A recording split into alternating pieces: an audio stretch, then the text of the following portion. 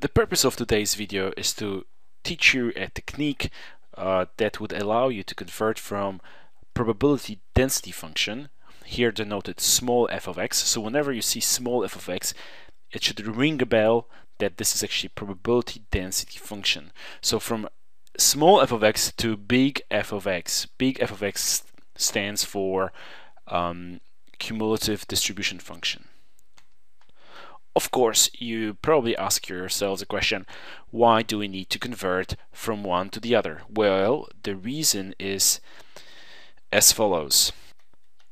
The problem is that when we are presented with a PDF, there's very little that we can do in terms of analysis. Okay, we've got the graph of the PDF here, which is e to the power of minus x, but we can't really read from the graph any meaningful information about the probabilities, because the y-axis here is actually standing for relative probability, which is no good for us. So that's why we need to convert to the PDF into CDF so that we can deal with the real probabilities, and then we can actually use the graph itself to find out when the probability with which the next fatal shark attack will happen. So if you want to know what the chances are that the shark attack will happen from year 0 to 1, well, all you have to do is just read it from the graph. You go up until your line crosses the curve, which is the CDF, cumulative density function, and then you just read it off the chart. So here it would be around 70%. So the chances are 70% that the next fatal shark attack will happen from now till year 1. I also listed two useful properties of the CDF function here and here. What this is actually saying is that when here in this specific example, years to the next fatal shark attack approach infinity, well, then our function CDF converges to 1, i.e. the chances that the fatal shark attack will happen from now till infinity is almost certain, it's 100%. And likewise, you see as x, which is here the x variable, i.e. the years, approaches negative infinity, well, the probability is 0, or better said, probability converges to 0.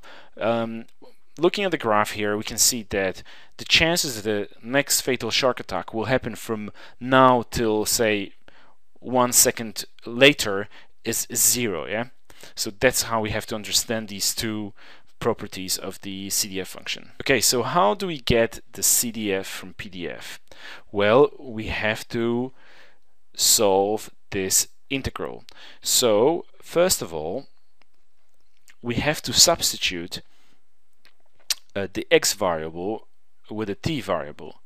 Okay, so our integration will be with respect to t, but the upper limit of integration will remain x. Okay, so such that when we solve this integral, the function that we'll be recovering will be a function of x only.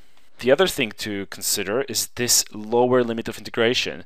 This lower limit of integration which will change depending on the definition of the random variable. Here our variable is defined for all values greater or equal to 0. So guess what? This lower limit of integration will become 0.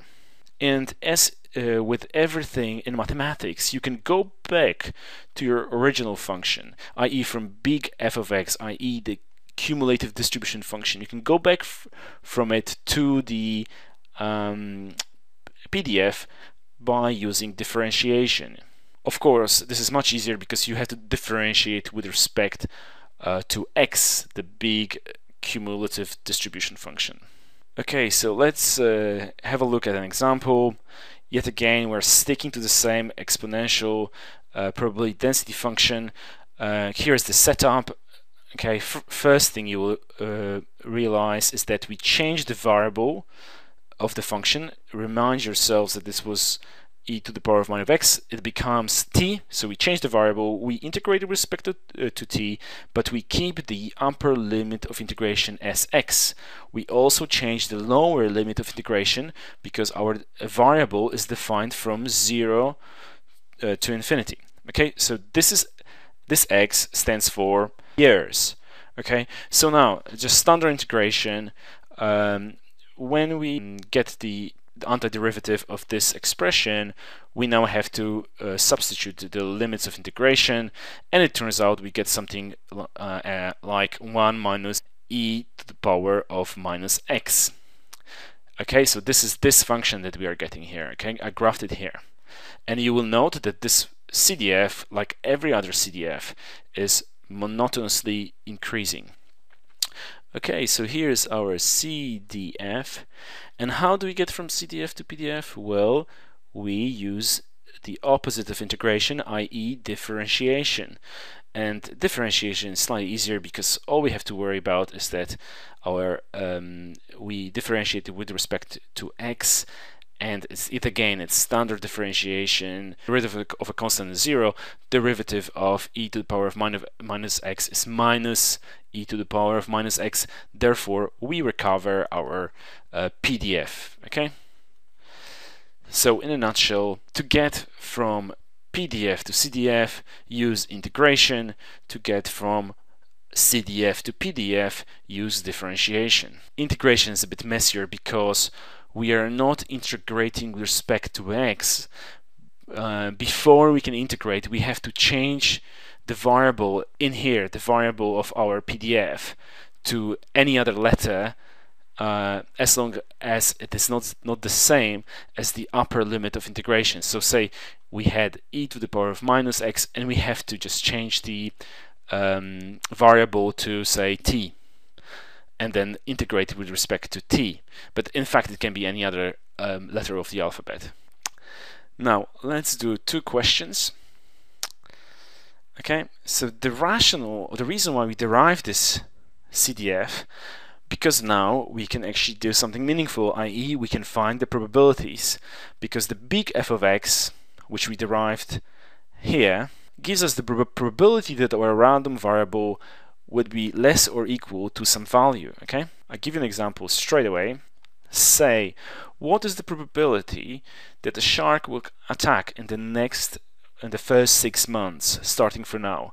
Or another question, what is the probability that the shark will attack between year 2 and year 4? Okay, and the answers are probability that our random variable, i.e. years to the next shark or time to the next shark attack, is actually less or equal 6 months. Yeah, is the same as this CDF that we just derived. Okay, but our CDF, we had a closed form solution for it. It was 1 minus e to the power of minus x, and all we have to do is just substitute here in the power the time of interest. So 6 months represents half a year, and therefore we can get a closed form solution from our CDF straight away. Okay, so it's 45% chances that the shark will attack in less than 6 months. Now the other question we can ask and say, what's the probability that the shark will attack between year 2 and 4? Well, it's as if we took f of 4 and f of 2, and you can follow it easily. All we have to do is substitute the power with the time under consideration. So here it was 4 years, here it was 2 years, and the difference between the two will give us the answer. Okay, so here in this case we get 11%. Okay, so the purpose of this video was to say CDFs are great because CDFs, i.e. cumulative distribution functions, are given us an explicit way of calculating probabilities. All we have to do when we have a valid CDF is to substitute the x for, here in our case, time, and we'll get a probability, real probability, out of this function, which is great because we can actually apply it to real life scenarios and situations.